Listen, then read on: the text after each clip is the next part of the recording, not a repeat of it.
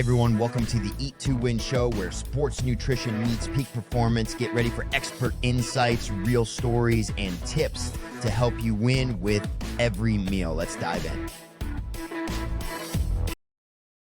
Welcome to the Eat to Win podcast show. I'm your host, Ronnie Harper, and we're here to talk about all things related to sports nutrition and how we help athletes win. Today, we're excited to welcome Janice Wen, a registered dietitian who resides in New York. She works specifically with college athletes, and she helps them fuel for peak performance. Janice, welcome to the show. Thank you so much, Ronnie. I'm so happy to be here. Thanks for Excellent. having me. I'm anxious to dive into your background and who you're working with now. And so we're going to get started. So we're really going to focus a little bit at the beginning about college athletes. And so, what inspired you to really start focusing on working with college athletes in a virtual capacity? Well, I've always been inspired by the energy and potential of young athletes. I had the privilege of working with younger athletes and saw firsthand how impactful nutrition can be, not just in their performance, but their confidence and overall health. And as I began working with college athletes, I became drawn to the unique challenges and opportunities that this phase presents. College athletes are totally in a league of their own. I feel like they're incredibly motivated. They're striving for that competitive edge and navigating the demands of, really intense training. They have academics, and all of a sudden they have this newfound independence. So it's such a pivotal time where I feel the right nutrition can really help them and elevate their performance, enhance their recovery, and really build habits for lifelong health. So I really love being able to meet these athletes where they are and empower them with, to fuel their goals in a way that builds their strength and performance. So let's talk a little bit about the college athlete today and their schedules. Walk us through a typical athlete in college, what their day is like, and really how busy it is and how that leads to the struggle to stay fueled. Yeah, absolutely. College athletes are so often running and always on the go, whether it's like, the school for classes, study sessions, then they have to travel on the weekends for games. So it's really, really busy for them. They get up in the morning, then they have classes or they run to the training and then they have, another class and then training again. And a lot of times, then there's like study halls or, sessions that they have to go meet. So it's finding all of these in between moments where they can fuel, because what ends up happening is that they don't have the time to fuel. Their mind is always somewhere else. And so they become underfueled simply because they just don't have the time. Or, if they do have the time, it's like they don't have the access to the balanced meals because they'll have to run to the dining hall, which is not really convenient in terms of location, something like that. So all of this really impacts their performance and well-being. So, my approach really is to try to find practical, doable strategies that they can work within their tight schedules. So teaching them to grab what are some quick nutrient-packed snacks or food. So finding all these ideas for them that work for them, whether it's an energy bite or Greek yogurt with fruit, something that they can grab and go and have on them. And I also go through a lot of dining hall options and find choices that work with them. And so hopefully, with a little planning and the right tools, we really turn all these challenges into hopefully a game plan that they feel good about. I know with the advancement of strength training, they have their strength coach pulling on them. When are we going to work out? And quite often that's at 6 a.m. before school starts. And then they have to get their body acclimatized to eating, and then they run to class, and then they get back from class, and they didn't go to bed until late at night. So do they get a power nap in or not? And then they have practice, and then practice is over. Then they have to study, and it's like, whoa, wait a minute. Now I'm supposed to be consuming how many calories? And when you break it down, it's quite significant, especially some of the amount of calories these athletes are burning. So they struggle with underfueling. So what signs start to show up to tell a practitioner like yourself that athletes are starting to be significantly underfueled? Yeah, absolutely. A lot of times underfueling, I feel like for athletes, they don't even realize it themselves. So underfueling is almost like a silent drain, right? It leads to fatigue, mood swings, more injuries, and a lack of focus. So I really make sure athletes understand these kind of red flags and to emphasize the importance that, you need consistent fueling when you're feeling all these, even on rest days. And so we work on a strategy that keeps their energy, balanced and steady throughout the day with focusing on small, frequent meals that fit easily into their schedule. So my goal really is to help them to feel confident about meeting their body's needs, so they can do their best in, athletics and academic. Yeah. No, for me, you don't have to tell me to eat. Like when we finish this, I'm going to eat. And so I don't miss a meal. I enjoy it. But when you look at a college athlete who's running so fast through the day, they literally will go huge chunks of time. And if they're not very conscious about it, they will skip meals, skip planning. And like you said, it's a slow drain that shows up over time. So it's really hard Yeah. sometimes to put your finger on that. So, hey, Right. we've It's a lot still, about being mindful, yeah, like it is. really, really tuning into your body. And that sometimes is really hard. But I really focus on being mindful. Yeah. Well, I think we're turning the curve with sports dietitians in the collegiate setting into where they're now as a profession that is designed to work with athletes to help them be mindful, to help them educate. Until that time, it was a struggle for other practitioners like athletic trainers, strength coaches, administrators to work with athletes on this. They had their own job to do. So I'm really, really excited to see the profession of sports dietitian continue to evolve and help athletes to stay mindful of how they fuel themselves. So Yeah, absolutely. yeah. Hey, we've had a great first session. We're going to be back in just a moment after this short break, and we thank our sponsors. You're listening to the Eat to Win podcast show with your host, Ronnie Harper. Liquid Fuel is a new sports and hydration product formulated by a sports dietitian to give athletes the edge to train and compete longer. It contains a low glycemic carbohydrate, platinose, designed to keep blood sugar levels more stable to provide energy for 3 to 4 hours without the blood sugar crash seen in other leading sports nutrition drinks. Its unique 4-part electrolyte formula includes 50% of your daily magnesium need to optimize muscle function. Liquid Fuel is naturally sweetened along with no artificial ingredients or colors. Currently being used by high school, collegiate, and professional teams, Liquid Fuel allows you to live the life with confidence knowing you're properly fueling your body.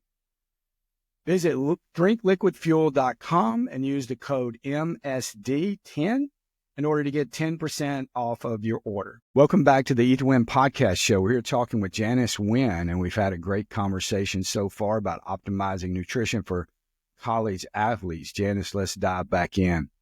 Janice, let's go to game day nutrition. Let's talk about we worked all this hard. Now a game is here. And now we're going to get serious about nutrition, right? We're going to focus on our pregame meal, and we're going to try to drink something that is right. So all of a sudden we start getting focused. Does it work like that? Does game day nutrition really make that big of a difference in a college athlete? Yeah, absolutely. I mean, everything leading up to it matters, and then on the game day, I think it's all about fueling with a plan and a purpose. So, game day is definitely the fueling helps with game day. So, I mean, I usually suggest like easily digestible carbs first, steady energy, moderate protein, and low in fat options to avoid digestive discomfort. And, a balanced pregame meal, really, a few hours beforehand. And then as you get closer to the game, you would have like a small carb-based snack just to top off your energy. And that really does help. Like, it's amazing how much that does help in terms of like energy levels and feeling ready. Like you said, staying hydrated is also essential. And if the game is lengthy and, we may have to add in like a quick snack at halftime in between games. So And then focusing on post-recovery. Recovery nutrition is crucial. We'll aim for a good balance of protein and carbs to recharge the bodies after. So the game day is a really important important time. So let's focus a little bit more now on soccer athletes. And I know you really have a niche and interest in soccer athletes, and let's talk about soccer in general, but college soccer would be a good place to focus. Those same things you just mentioned apply to them, or do we need to do something special for them? No, I mean, soccer, I do. My two boys are in soccer. I'm really invested in soccer. I love watching soccer. Yeah, soccer is a really, a game that requires a lot, right? And energy and fueling is important. And it's the same thing, on game day to really be being prepared, having that pregame meal, having the energy, right, the little top off energy, really hydrating and remembering at halftime to have something quick. Because if you're gonna, a lot of the mistakes or things that determine the game really happens in the second half. So you don't want to drain out. And so the halftime is definitely an opportunity that I think soccer athletes can really consider that time to actually put something in their body so that they can continue on into the second half and finish the game strong. And then, with post game, I always feel like, your entire competition or even your practice is not complete until you actually refuel. Mm-hmm. So that's really important for soccer athletes because after a long game, you're going to need to refuel after so that you're ready for your next round, whether that's, the game after if you're in a tournament or, your practice the next day. Yeah. So yeah, all of this applies to soccer athletes. That's a lot to focus on, and somebody who is dependent on the adults around them to help supply that.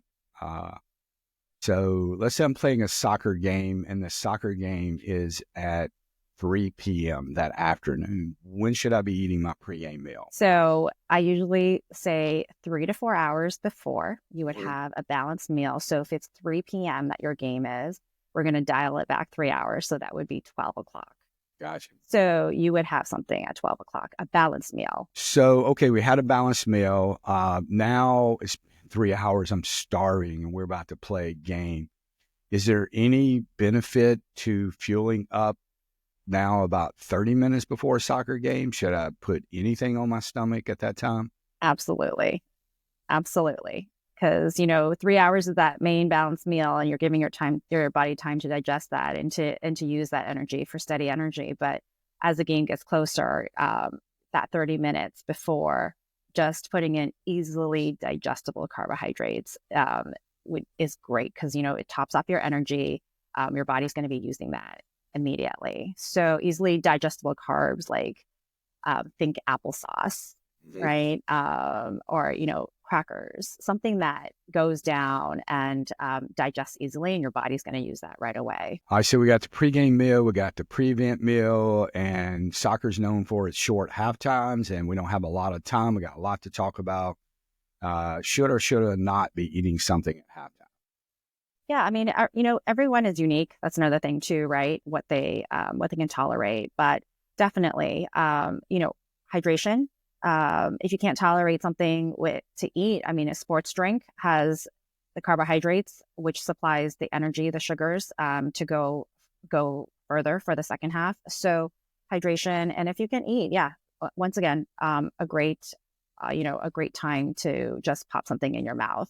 Whatever is really easy to do. You can do, I think a lot of the kids like those applesauce pouches. I don't know if you've ever seen them that squirts easily right in their mouth. And so, that sometimes they use like the gummies, like fruit snacks. Mm-hmm. Fruit snacks are another really popular halftime snack idea. Yeah. So we got pregame meal, prevent meal, halftime, and then we have post recovery. So we got a lot to focus on, and leaving any of those out, you definitely missed your opportunity to maximize your efforts, your energies, all of the work that you put into. So game day nutrition has a lot of moving parts that it requires a lot of planning. and can be done very efficiently and very well. So let's just change a little bit. You talked a little bit about this, but you mentioned the role of hydration. So that can also either really help you or really hurt you if you don't do that correctly. Is that correct? Yeah. Hydration, that's one of it seems so natural because to drink, but having a hydration plan is, one of the keys to to success. The hydration helps you move just nutrients through your body. A little bit of dehydration, even a slight dehydration of 2%, has been shown to really impact your performance and focus. So that can slow your game time, your quick decision-making skills when you're, specifically, if you're talking about soccer, just your decision-making on the field and your accuracy. So hydration is definitely something that should never be neglected. So, and I talk a lot with these athletes about just having a plan in place, waking up and making sure you get a glass of water in, and carrying a water bottle with you all day, and just how much you're going to be drinking before and during, and then also after. Man, we take it such for granted, but I will say that marketing is incredibly masterful when it comes to trying to convince athletes as to you should drink me in order to become an all-star, so to perform better. And so buyer beware when it comes to hydration and, quote, energy. And so that word energy is used incredibly loose. So energy drinks are good or bad when it comes to fueling soccer athletes and hydration. Right. I think there's a lot of confusion, like you said, Ronnie, out there with energy drinks, hydration drinks, and they're really different things. So energy drinks, have caffeine in them, and they're not made with athletes in mind. It's like things like Red Bull, Celsius is really popular now. These are not made with athletes in mind. So, and they don't have the right composition in terms of like the carbohydrates, and they have extra things in there too, like maybe like herbal ingredients or things that are not really necessarily have been proven safe for athletes. Yeah. So the sports drinks are good, right? Because they have the carbohydrates, which is the sugar that they need. But the energy drinks is a separate thing. Yeah. Yeah, we've touched on a lot of topics, and we can continue on. And Janice, we will probably have you back for another episode where we take a deeper dive in any of those topics. But we've been dancing around since the break about soccer specifically, and we talked the first half about college athletes, but we're still focused in on soccer. And so all these dynamics that we've mentioned so far lead to a struggle of soccer players. And so, Janice, you've been able to be a part of creating the Ignite the Field program with My Sports Dietitian. How did you get involved with that? And tell us a little more about Ignite the Field and what it is and what we're trying to do with it. Yeah, sure. How I got involved with it, I actually just reached out to you, Ronnie. Mm-hmm. Yeah. And, we started talking, and we said, what can we do to specifically help soccer players have more game time energy? And we developed a program specifically for soccer players with this in mind to help them with fueling and proper fueling, and with the result of game time energy. So that's been a really great process in terms of developing this program. So how can they find out more about it? We could talk about this, me and you, all day long, because we're heavily involved with it, and we love it, and we get excited about it. And there will be another day and time that we can go deep. But where can they find out more about Ignite the Field? Yeah, go to mysportsd.com, and all the information will be there on the website. There's lots to go through, and I think it's one of the things that would be so beneficial for, I think really useful, and helpful for soccer athletes, this Ignite the Field, because it is very goal action oriented. Yeah. Yeah, mysportsd.com, and go under programs. You'll see more about the Ignite the Field and that particular program. You also can download the Eat to Win app, Eat, number 2, and Win.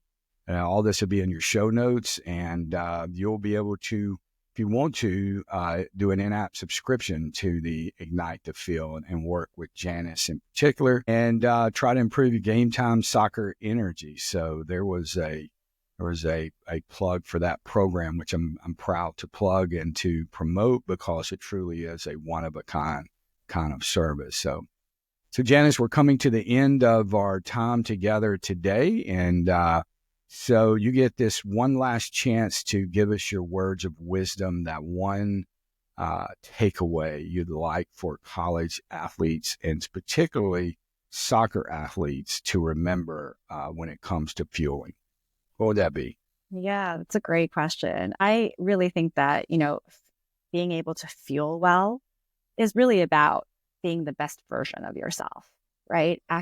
Whether that's athletically, academically, socially, fueling yourself really does impact all of those areas in your life. And when you invest in yourself and invest in your nutrition, all these aspects, you just help, right? All these aspects will be better. And so you will be the best version of yourself. So really to prioritize your nutrition. And it's really one of the greatest investments that you can make in yourself. Janice, you've given lots of words of wisdom to our audience today, particularly about college athletes and soccer athletes, and how to put the pieces together to maximize their performance, specifically game time energy, and potentially using the Ignite the Field. And it's been great having you on our show today, and we look forward to having you back in the future. Thank you, Janice.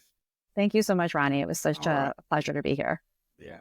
Well, that's it for today's episode of the Eat to Win podcast show. A big thanks to Janice for talking to us about sports nutrition. If you found today's insights valuable, please like, subscribe, and share with your community. Until next time, let's keep on winning.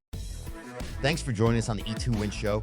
Remember, every meal is a step toward victory. Until next time, stay strong and keep winning.